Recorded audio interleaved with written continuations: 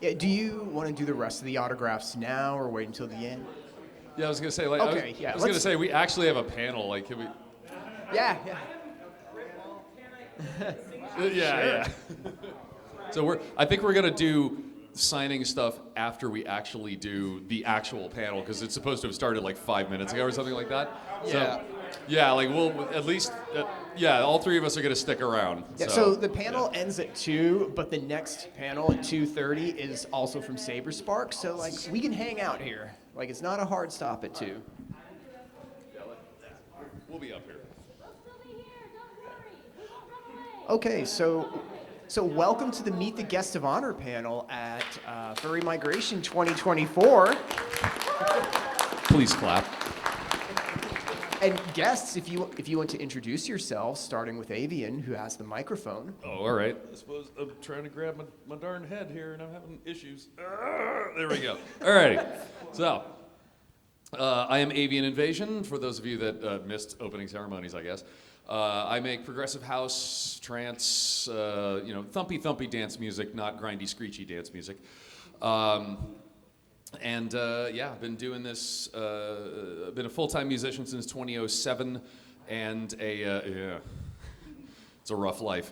I've been doing dance music since 2017, and I get to basically be a partially robotic bird on stage at actual like nightclubs and stuff like that, and I love my job.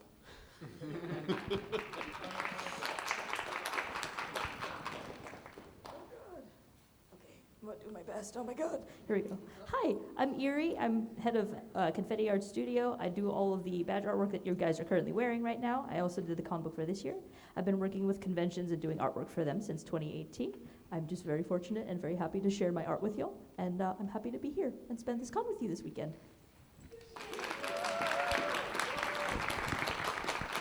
I'm Saber Spark. I'm a YouTuber. I talk about animated movies and shows, the particularly bad and cringy and weird ones. But that's fun. If you ain't cringing, you ain't living, all right? This is my first time being a guest at a furry convention. I think it's going to happen inevitably. Or so my therapist says. But it's great to be here at the community. Again, first, it's so sweet and nice and accepting, and I'm just really honored to be here. So thank you all for having me. Looking forward to sharing this weekend with you all. No, keep the microphone. Because I want to go in reverse. I want to go in reverse order for the next question. Because the next question I got, because it'll be funny to hear you answer, is how did you find Furry? How do I find Furry? Yeah, how did you find Furry? We found you. They found me. Thank you. They found me. All right. No, I mean honestly, I feel like it goes back to like I feel it's a very similar thing where we just kind of grow up watching a bunch of animated furry stuff. Lion King, Robin Hood from Disney, and just something clicks over in your head and you're like, I like that. Because I mean, animals are universal. Again, I feel like furries have been around since the dawn of mankind. So, like seeing those cave drawings where it's like, yes, my wife was a mammoth. I'm like, I got you, Grunk, I got you. I feel that, you know? So yeah, I think furries found me. I feel like it's a big part of just being human, funny enough, is just our connection with the natural world and it manifests and us, wanting to see ourselves, kind of fuse with the animals. For me, it's a saber cat. Right? But I think saber cats are awesome. And I don't know, I would say, yeah, a combination of me finding it and it finding me. But also, I did not stand a chance when Robin Hood was my favorite film as a kid. So, yeah. Nice. One scene. No, you say Robin Hood, and that's like the cheat code for furries, you know?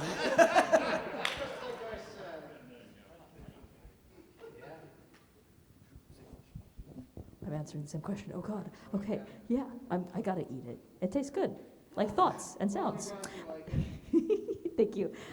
As far as for me finding Furry, I guess I would say Furry found me. I had friends who introduced me to the fandom at age 12, and I went, "That's weird," and then approximately fell into that hole 9 years later. So that sounds about right. Yeah. I must be the only one who found Furry then, because I've been a furry since like 1994. So yeah. So believe me when I say I found it in AOL chat rooms. Back when, back when, I'm part of the Furry AARP group at this point. I don't know, but yeah, back when AOL was still like pay by the hour too. So my parents had conversations with me about how much of a phone bill I was racking up. But yeah, I've always been very interested in birds, very interested in humanoid animal characters, usually the Don Bluth characters, like you were saying, like Robin Hood and whatnot, like anything Don Bluth did for Disney or for his own studio, like his representations of animals, the motion, the expressions, spoke to me way, way, way the heck more than, the dumb fleshy humans that were supposed to be the focus of any given show. Yeah, I had imaginary friends when I was a little kid. They were always, 6-foot tall birds that I would talk to. And one magical day, I opened up the monster manual for Dungeons & Dragons, like one of the original editions. And the first creature in there is something called an Arakakra. Yes. Okay, so some of y'all are nerds. That's good to know. Kudos to whoever made that one for naming it a species with 2 A's at the beginning, guaranteeing that it's the first thing in the book, too. Like, that's good marketing right there. But yeah, for those that don't know, it's a humanoid bird creature, and the drawing that was in there is like, this. I want this. So that was all kind of a downward spiral from there. So, where are y'all from, and how are your flights here? Everything okay? Well, other than doing a go-around before landing, yeah. But you made it. Yeah. A go-around, for those of you that don't know, like if you're ever about to land and all of a sudden they take off and you go back up and circle around, it's called a go-around. And they only do that for 2 reasons. One, if there's something else on the runway, or if there's an emergency landing and they need to take priority. So it's always a little sphincter clenching when you're about to touch down and suddenly you hear them power right the hell back up again and get you out of there in a hurry. But yeah, I flew in from Seattle with my partner in crime, Mythomorph Labs. Go buy all of their stuff in the dealer room. I will not try to. Yeah, so I'm on a 2-hour time difference.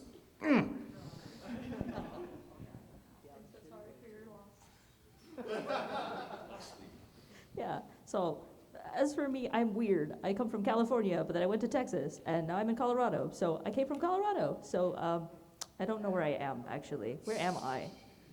Minneapolis. I don't know where that is. Okay, well, it will be my job to get you back to the airport on Monday, Erie. I came from a small airport called Atlanta. Surprised the planes were even taking off.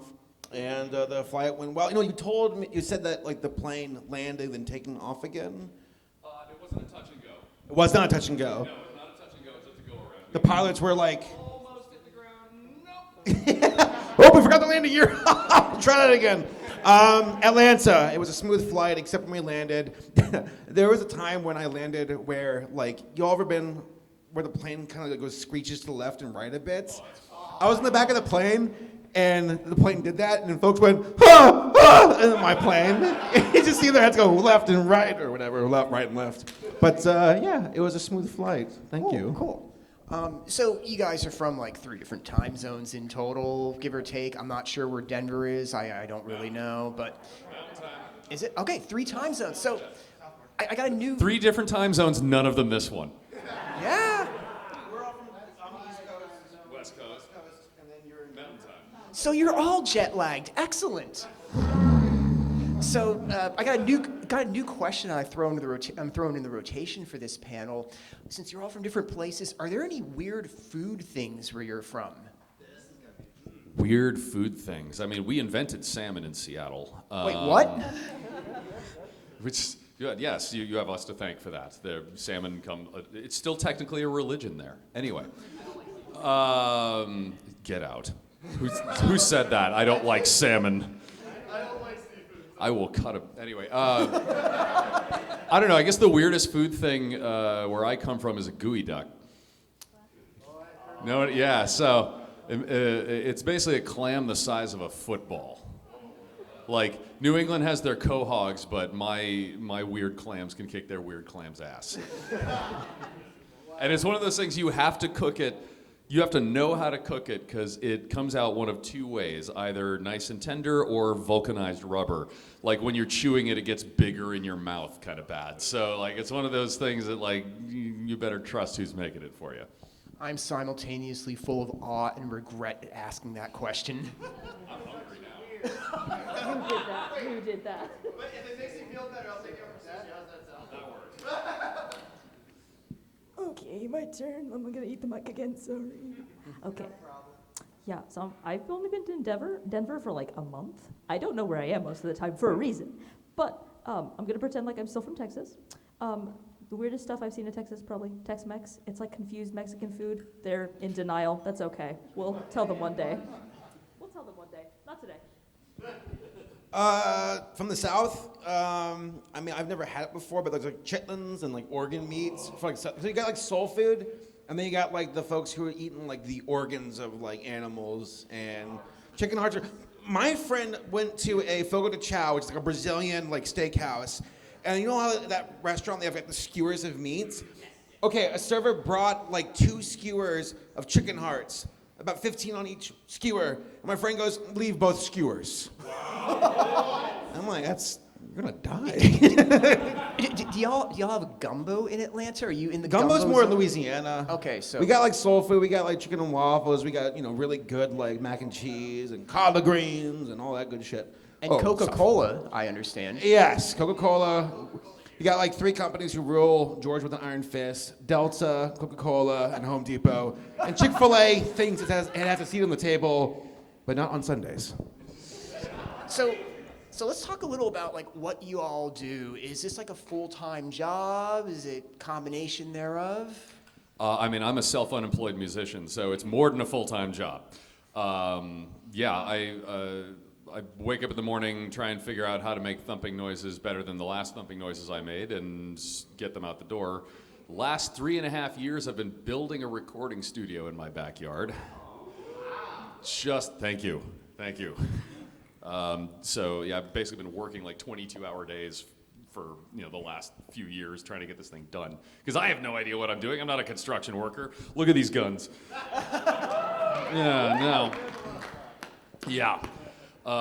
But just moved into it about a month ago, so getting all my stuff unplugged from the spare bedroom studio I was in and getting it all reconfigured and configured properly and rewiring and redoing all my lighting cues for my Twitch streams, which y'all are going to subscribe to, and all that. Like, it has been all go, no quit for about 2 months now. But I finally, literally right before Denver, started actually making music again. Yeah. Made me so very happy. It's like, that's the thing that like drives me. It's like, that's the thing that I want to do every day. But no, you have to be a social media person. You have to be a YouTuber. For some of us, it's a side gig, whether we want it to be or not. So yeah, full time and then some.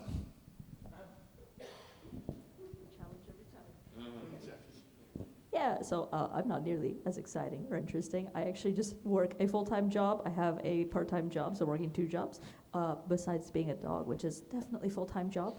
I like to joke I have 2.5 jobs since, art is my side hustle. I like to keep it just chill so I don't burn out. Not a job. And Erie, It's a way of life, damn it. Erie. I'm a full-time YouTuber. I've been doing it for about 8 years professionally. I make animated reviews about animation. We try to get a video out once per week, about 20 minutes long, give or take. It's been an interesting journey as far as like how YouTube people would see it back in the 2010s as, oh, that's a cool little hobby, whatever. And then in like 2016, I feel like everything turned over. 'Cause I remember my folks being like, oh, Steven, enjoy your hobby. When will you get a real job? And then one day I got a call from my dad. He was like, Steven, what do you do again for a job? What is the internet again? Tell me about this. And ever since, I'm not sure if you all can like relate. I'm sure you all can, but do you all have like relatives or friends who are like, you're good with the internet. Can you help me become famous? Help me upload these TikToks. What should I do? that's definitely the energy I got from my family and folks. But yeah, I do it professionally. I'm very blessed. I'm very lucky to do what I do for a living. So yeah. I actually have a question for you. Yes. Do you have a staff? Yes, I've got about, I'd say, they're all they're not employees. They're freelance. So 1099, contractors, whatever. Yeah, I have about 10 editors. But we rotate a lot, though. We got multiple editors working on multiple projects. I have an audio editor / producer. I have writers who also do 1099s. And then I get to sit in my third yacht all day and bark orders at them. I'm joking. It's my second yacht. But When about did you actually get to the point where you could yeah. I mean, I'm not a good editor. There used to be a time when I feel like for every person who finds like online success, you kind of get that first burst of like unwavering energy, and you do so much on your own, but you can't do it forever. And that was the case for me. I did writing, researching, recording, of course, and editing all my own. 6 out of 7 days a week, I'd take like Sunday off, like God, and Chick-fil-A. But I, after a while, realized I'm not good at editing. And I hired editors. It's kind of like it's like an evolution. I hate to give capitalism props, but no, it was like the evolution of okay, I can expedite this to editors who are quicker and faster, and we can divide and conquer. A big part of that was getting sponsors on my channel, which I'm sure everybody's like, oh, you do sponsors, damn you. But they, Ridge Wallet and Helix and Raid Shadow Legends, the newest game. No, but what's that? Helix Sleeps. No, they're actually really good. But honestly, it's like a gradual growth where eventually you have enough of a surplus where you're like, I can take this money and have editors make more videos quickly. And because I'll tell you this, because I have a How to YouTube panel later. If there's anything in YouTube where I'd say it's a cardinal rule, upload, upload, upload, upload, upload. They want content. That's all they want. They don't care how good it is. They don't care how bad it is. They just want content. And the more you upload, the better chance you have. That's exactly what Brian from Regular Car Reviews told me too. Also a furry, by the way. Yeah. I have a question. You have like 2 million subscribers now. Do you have the silver play button or the gold? I have both. You have both? Yeah, apparently they're downgrading the gold plaque, and apparently you have to pay for it now. So I've been told. There's a lot of changes at YouTube going on right now, but I have the old school silver plaque where it's a piece of glass, a little glass box. They got rid of that because they're like the glass keeps breaking, and then they did it was a metal plaque where they I guess engrave it. But now I guess you have to pay for it, which because apparently YouTube Shorts ruined subscribers. I'll tell you all, subscribers don't matter. All right, they really don't. I mean, it's a cool metric. Ultimately, though, there are people who have like 50,000 subs and have an awesome community. This idea of like, I need 2 million subscribers to be successful. You don't need 2 million subscribers. You need a good, strong community, and that's more than enough. And the thing is, again, YouTube Shorts ruined it because I remember there was a YouTuber who I don't like named Master Oogway who had like 6 channels that he would just steal people's content and re-upload with his face, and he had like millions of subs on every single channel with the gold plaque. And I'm like, this plaque is now meaningless. It doesn't matter because YouTube wanted to be TikTok and sold out. So there's my salty answer. So, in terms of creations that everyone makes, we have a musician, we have an artist, and we have a videographer. Well, musicians aren't artists. Okay, a visual artist, a musician and a visual artist. But each of you makes a different kind of art. And for one of your creations, how long from start to finish does the whole process take? Way too long. Perfectionism is your enemy. If you're an artist in the room here, where are my perfectionists at? Yeah, stop. Perfection is the enemy of done.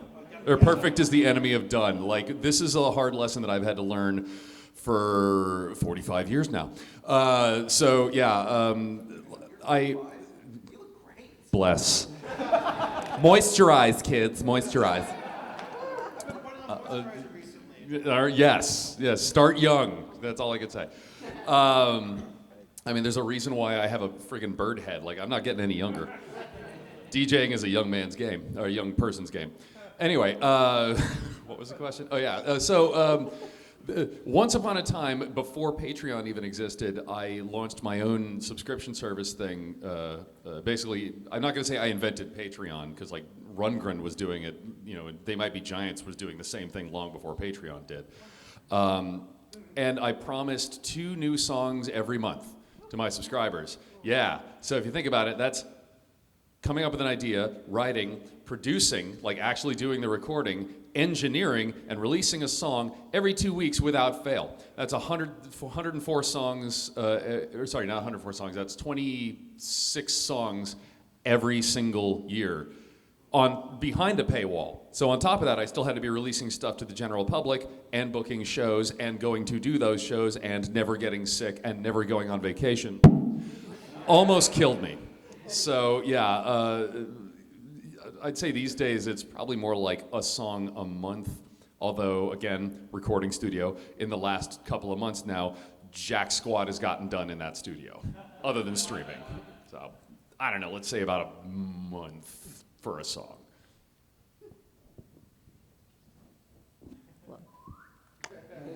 I got it. Yeah, my answer is not nearly as detailed. I'm going to be honest. It's mostly like a drunken, dehydrated haze, to be clear.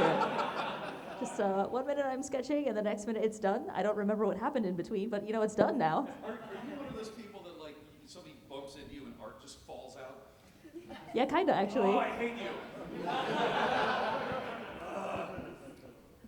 So the question more time? From start to finish, and I'm sure you've multiple projects in the works at any one time, so like start to finish to create a video, how long would that take? It depends on the stakes of the video. If it's like something, because there are moments where it's like, oh, something topical came out, I'll get this out in a few days. Other moments where there are videos where it's like, I really want to take my time to like sink my teeth into it. There's a Jehovah's Witness cartoon called Caleb and Sophia that I've been working on for 5 years now. And a big part of that is that you have to give yourself, you know, like wiggle room to pivot. Because I thought, yeah, I'll just dunk on this thing, and it's easy as. And I realized, like, no, it's actually not. There's a lot of folks. I got so many emails from folks who are Jehovah's Witnesses or ex-Jehovah's Witnesses. And I realized how, like, this is a very delicate topic. And I want to talk about this, but I want to do it in a very, you know, humanizing way where I'm not, like, you know, shitting on one or the other, but talking about it as, I guess, as moderately as I could. And I also realized maybe a little cartoon, you know, hi, I'm Saberspark, I'm talking about this religion. It's like, that's not really tactful enough. So I hit the brakes, and I said, let's rethink this. So for that, 5 years. But then other things like, oh God, Sonic 3, let's get that shit out today. Nice. Let's keep it to a minimum. We had a question up here. Oh, was there a question? What motivated you to do your Balto review? My girlfriend. So, Rishi here, she, big fan of Balto, and you also were the one to really enlighten me of the true story of Balto and Togo? Yeah, Togo. Yeah, so, she inspired me. She works for the channel and helps me with research and writing and everything. Stand up. No, but, yay, Rishi. She's also a furry. But yeah, she was the main inspiration. But I also grew up with Balto, and then I found out there's sequels. And there's moments where it just kind of clicks in my head. I'm like, I gotta talk about this. I've got to talk about how weird these are. Well, thank you. Yeah, it was wild because I think it was it Paramount? I think I forget who owned it. Universal, and they were like blocking the video until I finally was like, I messaged them. I'm like, it's fair use, and they're like, okay. I'm like, whoa, they listened. But we're currently working on a video about the Land Before Time franchise, which 14 movies, and then there's a TV show on top of that. Did y'all know about that? It's a TV show. Spike talks in the cartoon. So whenever Spike hears the other characters talking like blah blah blah blah blah blah blah blah, he can't understand them, but he's like a poet. He's like, why do these dinosaurs waste my time? And there's also an episode where Ducky becomes like Smeagol and Gollum, where they go into a cave and they find a bunch of like, jewels, and she's like, my precious, I need them. I'm like, what happened to this? Where's Littlefoot's mom? So yeah, we're working on that. That is gonna be like a 3-hour-long video. We hope to get it out by, I'd say, November.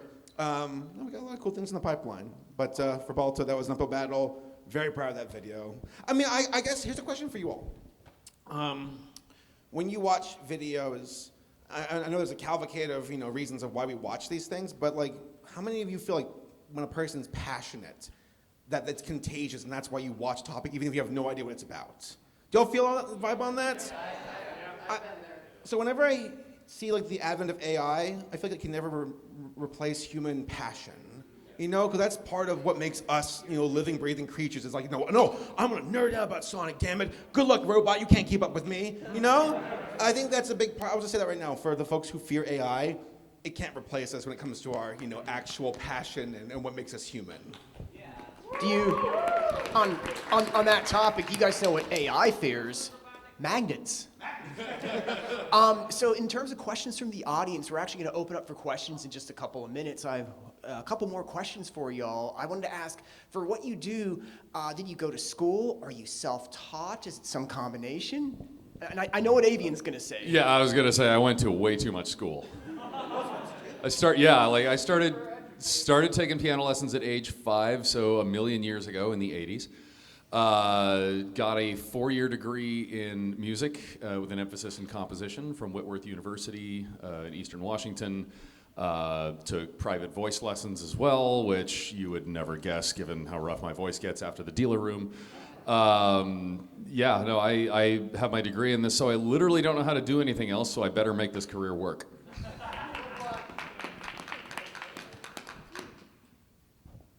I forgot the question. The question was, did you go to school, or are you self-taught, or some combination? Sorry, I got distracted. I was busy eating this. I do my best. I thought it was ice cream. All right. As for self-taught, I was self-taught. I did go to college for some school. Eventually, dropped out. I don't have a fancy paper to put them on the wall. Disappointing. But I've been drawing since I was 5. Somebody handed me a rainbow pen, and because my little brain was just like, that's colorful, clearly that's what was going to happen after that. I went to school for political science. I've let you all down. I'm not the president. No. I picked poli-sci because I asked what requires the least amount of math for a major, and they said political science, and I'm like, I'll do that. No, I almost flunked out of college. I finished after 5 years of doing it. It's weird because I feel like there's really never a trajectory that's like, you have to do this to succeed. I feel in a lot of ways I felt upwards and got lucky where because of I was a sociology minor, and that was the path that led me to talk about like My Little Pony and bronies back in the early 2010s. Hey, yeah, right, there you go. The furries are like, oh, here they are, son of a bitch. But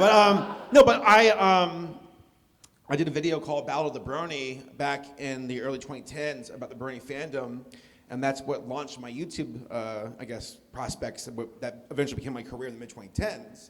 And in that regard, it's like, okay, going to college affected it, but it wasn't like, come to YouTube, major, and you'll take this and you'll succeed forever.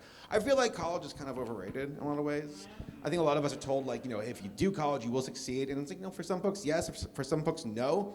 A lot of it, though, the idea of being self-taught and, like, tutorials. There's so many folks who I know who never went to college, and they're some of the most talented folks I've ever met and known because they went through their own merit of saying, I'm going to learn and become the best at this. And that really shines. So, like, never sell yourself short on your own self-worth and merit, and how you can just hop into a new field, and if you really want it, you can achieve and grow and make it. So, also, college, dad sucks. Yeah, something like that, yeah.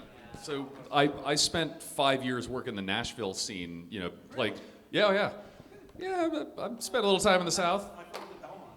All right. Oh, the great coffee shop right outside of Belmont. It's wonderful. Anyway, we used to do our furry meetups there. So like I was doing the piano rock thing for like 15 years.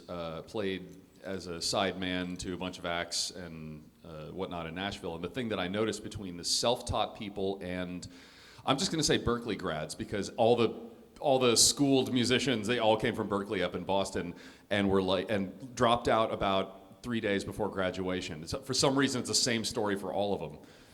Don't ask me why. But the difference that I noticed is the ability to articulate concepts. So like if you're in a rehearsal session or something like that, and you can throw out music theory concepts that other people will immediately get, and the self-taught people, it's a coin toss whether or not you have to sort of explain to them what an arpeggio is. Like, no, you're just going up and down the fretboard. Like, oh yeah, no problem. And they can do it. They can do the hell out of it, but the terminology seemed to be sort of a stumbling block more than anything else. Other than that, yeah, there were like self-taught people busking on the streets that could play their instrument way the hell better than I ever could after 25 years of, formal lessons. So it all depends on your passion and whether or not you actually practice. So last question before we open the floor for questions. And this one has a conditional. So the question is, over the years, how has technology changed what you do? Has it helped you? Has it hindered you? And the conditional is, that excludes AI, because that's a whole separate topic. I mean, I'm a musician, so duh. The reason that I got into this business at all was because of the technology. When I was in junior high, my choir teacher, like I was a nerd, so I was kind of on the fence, like whether I wanted to go into like video game design or music. Two things there. Like, what's the end game if you're, going into like video game development? Your name might end up on a splash screen or an end credit roll. The end game as a musician is hot people throw their underwear at you. So like, the thing that really sold me on it was the technology. After one of our choir performances, our choir teacher's policy was, don't leave the room, don't cause trouble, take the day off. So people are playing cards, doing their homework or whatever. This day in particular, he brought in a guitar and a little black box. And he plugged the guitar into this little black box and started playing the piano and the pipe organ and the gunshot and the telephone ring, all those like standard General MIDI sounds, the original like 128 sound pack. And all the other kids were sort of like, oh, that's kind of cool. And I'm up there just. He let me bring the box home. I told him that I just got a digital piano at home because the parents were tired of getting the real piano tuned constantly. What like junior high choir teacher lets one of his asshole students take home a $300 piece of hardware? That one. And as soon as I was playing drums on my piano, I'm like, this is my life now.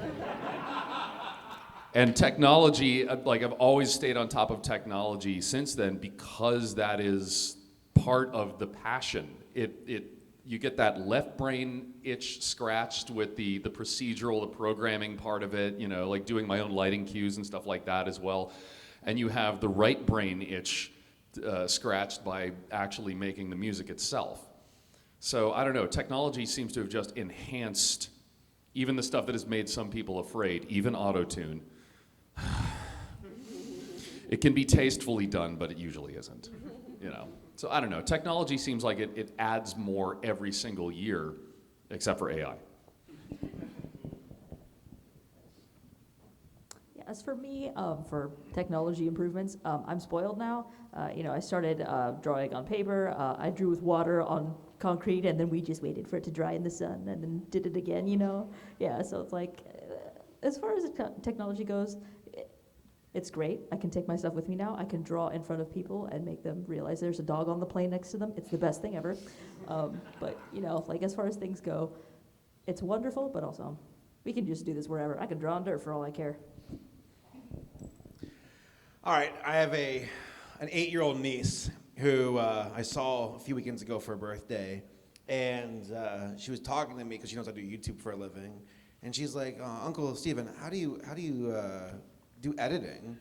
And I'm like, what? And she's like, editing, you know, because I have a older niece too, and my younger niece was like, you know, yeah, so Lydia, she's really good at, you know, being the personality, and I'm the editor, and I'm trying to figure this out. I'm like, you're 8 years old. Shut up! I don't want to hear you talk about editing. Oh my God. No, that's my answer. Is like, technology used to be so hard to get your hands on. I remember like Movie Maker. I'm like, I can reverse the video. I'm like, you know, I can't believe it. It's blowing my mind.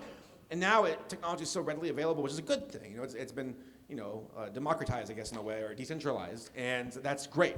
Now there's just a lot more competition. So that's the hard part. Is back in the day, like on Newgrounds, if you can just upload any animation, you're in business. Nowadays, it's like there's so many more voices in that, you know, choir. In order to get noticed, you have to be a bit more unique, or, you know, by hook or by crook, get noticed. And obviously, we've seen a lot of folks online who go the less savory path, and they're like, I'll just be obnoxious, bleh, you know. But I guess it's up to the individual. But for me, yeah, back in the day, I had a pirate Sony Vegas, and Minecraft. But no, I mean, there's things like Audacity. I've been using that forever. It's great. You know, I still use Audacity for recording. The Blue Yeti microphone is still a good workhorse for hardware. I think that's what I'd say is for a lot of folks who want to get into it, you don't need like, I need a $1,000 microphone. No, you don't. You need a good idea, you need passion and follow through. But that all being said, technology has become a lot more accessible, available, and that's a good thing.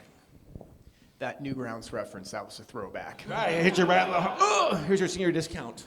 Yeah. I'll see you at the Golden Corral. So at this point, we're going to open up the floor to questions. So just raise your hand, and we'll call on you. And we got about 15 minutes for that. If you guys are ready.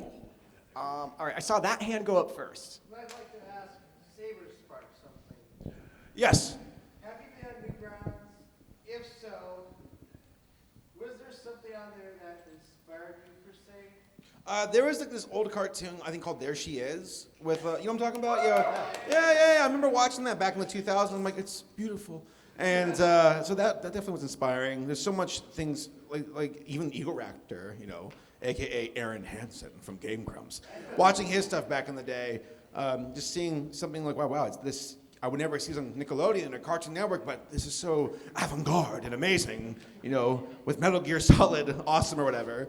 So, and swearing, exactly. That's the thing back then, you could do stuff on the internet that could never be seen on television, really. And that's still kind of the case to this day, you know, like seeing like Hell of a Boss on YouTube, and it's like, yeah, you never see that on TV, really. Maybe on Adult Swim, if even that's probably not. It's true. That's my answer. All right, that's all I gotta say. Yep, and I saw, on the other side of the aisle. That was the next hand I saw. I wanted to ask all of you, what is your favorite part of your own creative process? We're gonna let you go first. Suddenly responsible, I got this. For me, I like to do my sketches mostly, just because it's quick, it's messy, it's probably the most organic portion of the process. You can really put your emotions, your feelings into it, and then at the end of the day, if you're like, well, that was too revealing, gotta nix that, you don't have to follow through. But it's just so nice to get it out there. I mean, for me, just getting a damn thing done. So my favorite part, and I'm strictly talking here about making music, not like the performance aspect, because the Twitch streams and what I'm going to be doing tomorrow night, like that's almost a completely separate aspect of the business. For me, it's getting a final mix back from my mastering engineer, whoever I'm going with for a particular track, because usually I am, and artist, if you can level with this one, I'm very unhappy with whatever it is I've just made. Until I get it back from the mastering engineer and it sounds like Grammy Award material. Like, how did you take this turd that I handed you and sculpt it into this? I have absolutely no idea how Devin or Audie like take the crap that I hand them and make it sound so good. But like, That's one of the happiest moments for me, because it's like turning around my emotional attachment with this thing that, like, oh, I had such good ideas for this, and it's just I can't execute it, and then they polish it up and they send it back like, this is exactly what I had in mind when I started making this track. It's just, it's the best feeling on earth. Oh, here comes the superficial answer. Seeing it do well on YouTube. Yeah. Wait. It is. When you see little, like, viewers per hour, and it's like, I'm like, yes, I can go out to eat tonight and not feel bad. But there's moments where I hate the process, where I'm like, I can't record today. I suck. I hate this. I keep stuttering. I keep messing up. And after doing this for nearly 10 years professionally, I'm like, I still suck at this sometimes. And that's okay. Sometimes you just have an off day, and you just drink and go to sleep. But there are moments with writing where I'm like, okay, this is not a great script, but it gets the job done. Other moments where it's like, no, I'm having a blast. Like when I did a video about VeggieTales, I was super excited about that one, because I'm like, this is such a great story, and it's such a dramatic story about how the guy who made VeggieTales wanted to be, and I quote, the Christian Walt Disney, and how he failed ultimately and had his creation stolen away. And that was a very humanizing, dramatic story. And I'm like, I'm having a blast writing this stuff. So I'd say moments like that when you're writing and you're just really into it. But other moments where you're like, I hate this job. Why do I do this? I want to quit. But ultimately, you just gotta keep pushing through. Again, you mentioned earlier how perfection is the enemy of the perfectly adequate. And sometimes in this field of work, you just gotta get something done, because you're your own worst critic, where you're like, no, they're gonna hate this. And then viewers are like, this is awesome. And you're like, oh, of course it is. I knew. My most popular songs, anybody heard Everybody Needs a Robot? It's from my old days, like, oh, a couple of y'all. All right, yeah. So like my most popular songs, I kid you not, both as Avian Invasion and as Matthew Ebel, are the ones that I shat out in 5 minutes in a coffee shop because I needed to fill space between two of my epic "This Is Gonna Make Me Famous" tracks that went nowhere.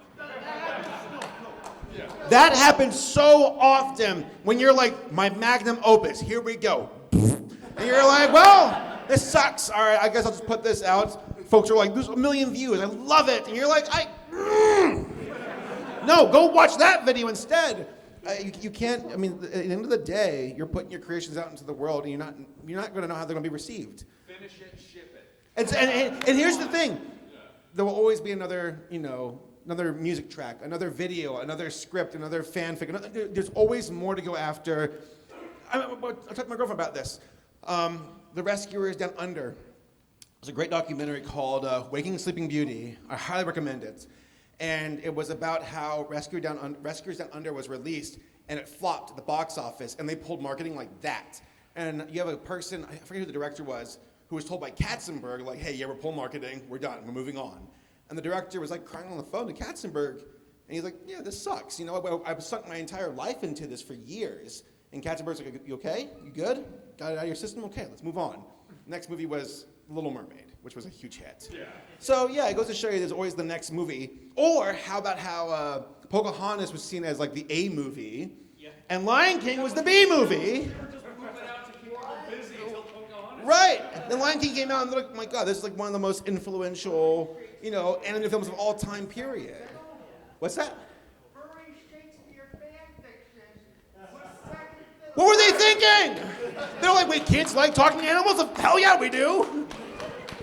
So yeah, Lion King. Why don't we take another question? I see hands in front. I'd like to get a question from the back. I don't want to favor the front of the room. Anyone in the back have a question? Oh, I see a hand way in the back. Go ahead. You can shout it, or you can come up here if you want. Yes. What is your favorite video you've ever made? VeggieTales. Yeah. That one totally came from the soul. I mean, are there any people who grew up with VeggieTales in the audience? Yep. Yeah. Oh. How did y'all feel knowing that, like, for the most part, our guardians or parents or whatever were like, you can't watch anything, but you can watch this, and you're like, okay, I can make peace with that. Bob and Larry's got mine. I gotta go with Larry though. It's always the silly song. Larry bullshit. Yeah, So- silly stuff with Larry. Because I grew up Christian. I was raised in a Southern Baptist household, very conservative, and I grew up being like, wow, most of these Christian cartoons suck.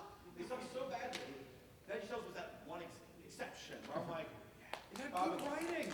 they wrote it to not be pandering. but to be good characters and entertaining. Who would have thought that? It's a smart idea.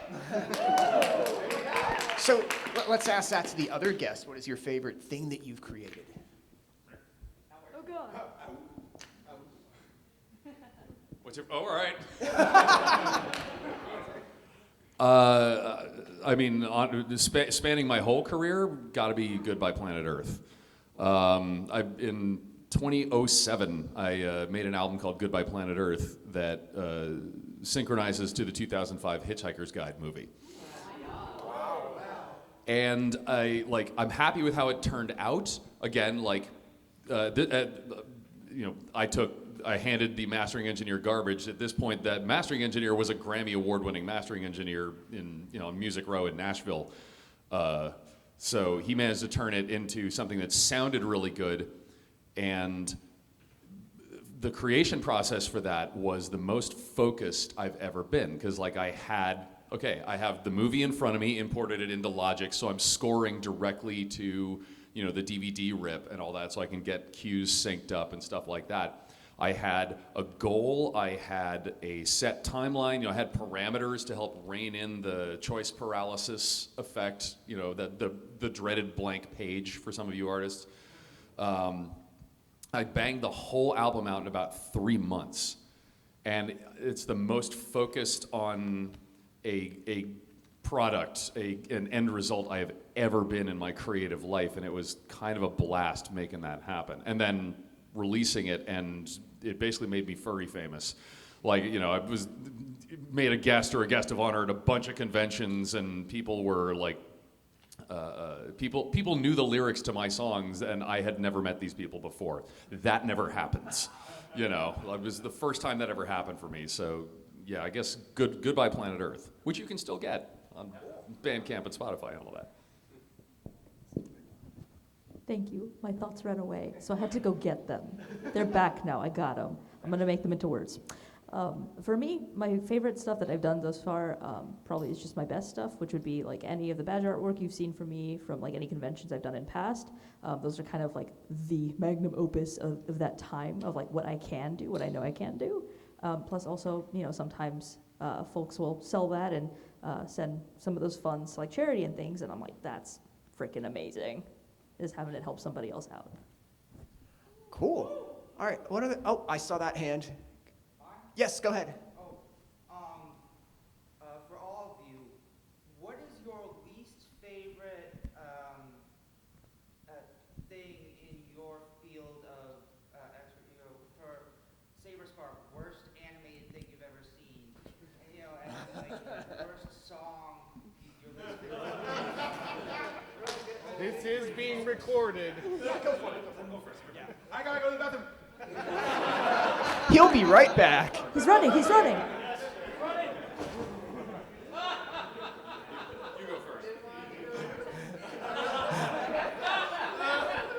I mean, the cord on the microphone is pretty long. I could chase after Saberspark and be what is that? What does that answer? I mean, okay. I can go. I got this, probably, maybe. We'll guess. Least favorite thing in my field, probably a very cookie cutter answer, but AI anything. Even just seeing anything start at AI drives me bananas. Just because there's so much effort that goes into this stuff and so much shenanigans we had to learn. It's listen, I didn't draw naked people for 3 years just for you to go over there and type something into image Google, okay? Honestly, for me, it's auto-tune. And honestly, this may get me kicked out of here, but just like AI, there's a valid use. There's legitimate applications for this kind of stuff. Like with regards to AI, they're testing traffic light timings, like having some kind of a large something model. I don't know if you call it a large language model or not, but they're using AI to change up traffic timings in several test cities. Some are in China. One, I think parts of downtown Seattle went through this, and AI is improving traffic flow, keeping people idling less, so it's better for the environment, getting people moving through downtown faster. They're, folding proteins and finding, cures for cancer faster. Like, there's uses for this. There's legitimate uses for auto-tune. However, I am so sick and tired of hearing, like, my personal pet peeve is when I know that, did you wash your hands? Anyway, one of my personal pet peeves is when I've heard an artist do a live performance. I know they can sing, like the band Fun. I know they've done this to like Gaga and Adele, and I'm like, these people can sing. Why are you auto-tuning them? Would you auto-tune Tom Petty? No. That would sound horrible. It would ruin the whole vibe. Like, why did they lay it on so thick and like, oh, people can't hear it. We can hear it. All right, your least favorite thing about your industry? Least favorite thing about my industry? I was gonna ask about, I was actually, your subject of animation, which is the worst one. Oh, Finding Jesus. For those who don't know, have you heard of a movie called Finding Nemo? Are you all familiar with how certain films like to rip off successful films? There was a really terrible movie that tried to ape off the success of Finding Nemo called Finding Jesus. And it's some of the most, just static animation I've ever seen. Worst part, they made a sequel called Finding Jesus 2. And it's bad. Wait, did they not find it? Did they lose him after the first one? What happened? Oh, they want to make some of that, we Christians have been trying for a long time. The Book of Revelation. No, but it's just a bunch of boring ass Bible stories and quotes with fish going, I love Jesus. It was terrible. That was the most, I would say, insulting, worst thing I've ever seen. Bad animation, bad writing, bad everything. And one of the voice actors anonymously reached out saying, yeah, I worked on it. The production sucked. I hated it. So, yeah, it was bad. Is it like freaking hot take or whatever, where it's just a bunch of people talking to each other? Yep, just statically standing around. The models weren't even made by the studio, but they bought them from other sites. So the models are all different. Yeah, absolutely. Okay. Why is that shark different from that fish? There was literally a sushi roll with the most racist accent ever. So it's also racist on top of that. Why would a sushi roll be talking to a fish? Wow. No, you don't. No, you don't. No, Okay. we're not doing a watch party. Okay, I can do that. Okay, that's enough of the racist sushi, that is a line I never thought I'd utter. I know. So time check. We got about 5 minutes left. I think it's going to be about 2 or 3 questions. So I saw that hand way in the back. Yes, you. Yes. Okay, when it comes to maintaining focus, do you feel like it is part of your routine or part of your flow? I'm ADHD, so I've had to come to terms with that over the years. I've been using stimming toys. There are moments where I feel like it's okay. You just have an off day, and you just have to take a break. And then there are other moments where it's no, I'm on fire, I'm locked in, let's go. But you have to be understanding of moments where it's no, it's an off day. It's okay to have an off day. Go take a break. Go for a walk. I mean, for me, I'll play Helldivers, and then I'll come back and get work done. Oh, all right, fine. I have never been diagnosed with ADHD, although I have my suspicions. Right, yeah. I mean, so there are some days where I'll get into the studio and just I'll be banging out a track, it just falls into place. I'm in that flow state, and it's one of the most beautiful places to be. It's like surfers describing what it's like being in the tube, But some days, like you said, it just doesn't. You feel like you're fighting for every measure of something. I'll sit there arguing with a single kick drum sound for 2.5 hours and realize I'm going nowhere. Something that helps is diversification. like if I'm having one of those days and I know like, you know what, nothing productive is going to get done in the studio today, I'll make some new lighting cues for my Twitch streams.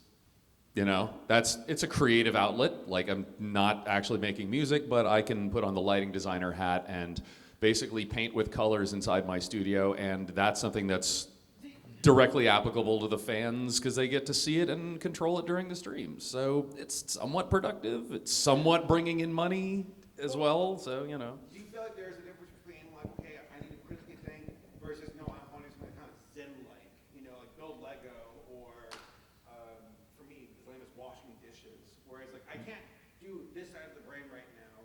I need to use this side of the brain. Yeah. Like if you're in an analytical mood, yeah, I'll work on like a publishing schedule or something like that. But if the right brain is taking over, then I can actually get some music made. Although you got to be aware that there are traps like Satisfactory, because it's basically hitting that right brain side and that left brain side. And if I'm not getting anything done, I'm just going to take a break, play Satisfactory. 14 hours later. And I'm almost up to nuclear power already. Like, okay. The fact that you can do nuclear power is beyond. I get to that point and my brain shuts down. We'll talk.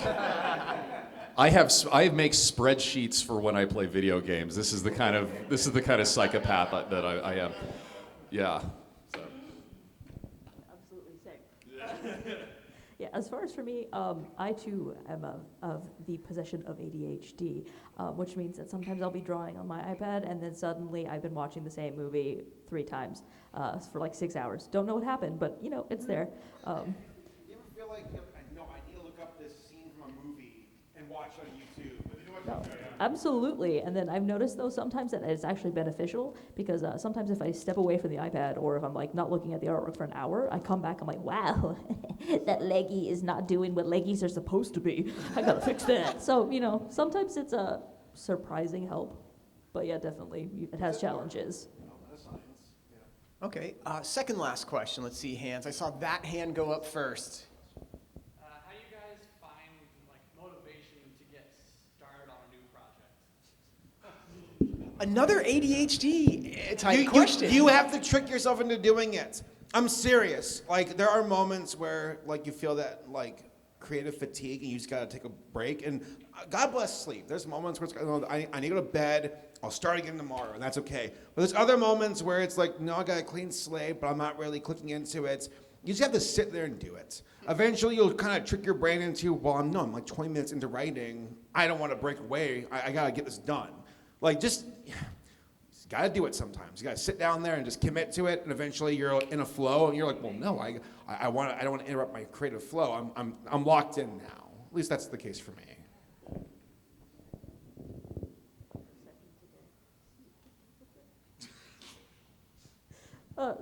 For me, for starting anything, a lot of times if I have to do something, say like for example this year, because I've been just so busy with life being life, you know, I had to do the badge art very quickly. So you know, sometimes that required me to trick myself as well into going, no, we're just sketching something completely unrelated. Don't worry about it. And then just kidding. We started. Get to work. We're already here. Let's go. So. The fear of the blank page is real. You know, that paralysis. For me, it's opening up a new template in Logic Pro and like, okay, kick drum. Now what?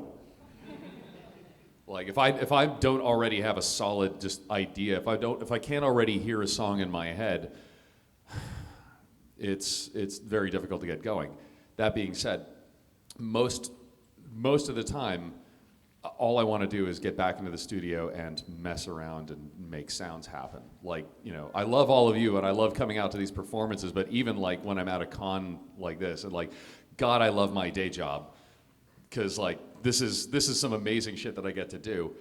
I want to be back home in my studio right now, in my little padded cell, making thumping noises. Like, it motivates me to get, you know, out of the coffee chamber and down into my thumping noise chamber every morning, whether or not I have an idea. Like, even if I'm just going to sit there banging my head against, you know, kick bass interaction for 7 hours and get nothing done, like, the motivation to get started is always there for me. Like, I always want to be working on a music of some kind. So it's never really been a problem. But like, when I don't have a good, solid idea, when I don't have, like I said, if I can't already hear that song in my head, it feels like I'm just grinding gears. Like, I'm just templating. Like, I'm just throwing in, all right, this worked for me in a previous song, I'll throw this in here, I'll use this preset that I've used a million times before, and like, at the end of it, I'll have a song that I'm not really happy with. And that's usually the ones that people are like, that's my new favorite song of yours. I'm keeping this on rotation on Spotify. You're killing me here. I don't know if that even came within the same zip code of answering your question, but that's all I got. English is fake, it's good. Yeah. Erie, did you go yet? Yeah. Okay, cool. My attention was also wandering a little because I'm like looking at the time. Are we boring you? No, the opposite. The opposite. Okay, last question. I saw that hand go up first. Go ahead. So, what were your either childhood or present day furry crushes?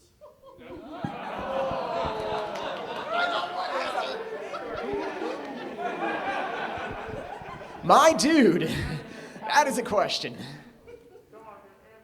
All right, fine.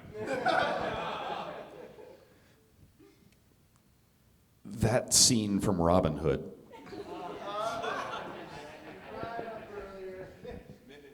If you know. Carrie Elwes is good, but he's no fox. Don't tell them you said that. They'll break my little heart. I don't know if I have like one specific furry crush. I think it was just an amalgamation. You know what? Never mind. I lied. It was Lion King 2's Kovu. I'm sorry. Okay, this is back in like the early 2010s. I was hanging out with my little sister. I was like in my early 20s. She's in her mid-teens, whatever. We're watching Lion King 2 together, and I remember her being like, "Steven?" I'm like, "Huh?" She's like, "I think Kovu's cute. Is that weird?" I'm like, "I don't know." And I asked her recently, like a few months ago, I'm like, "Rachel, do you still like Kovu?" And she goes, "Oh, I would slay that guy." I'm like, okay, here we go. So my answer is for my sister, Kovu. I have a furry smasher pass panel for 18 It's plus. tomorrow night? It's tomorrow night. Yeah. We'll save my answers for then, all right?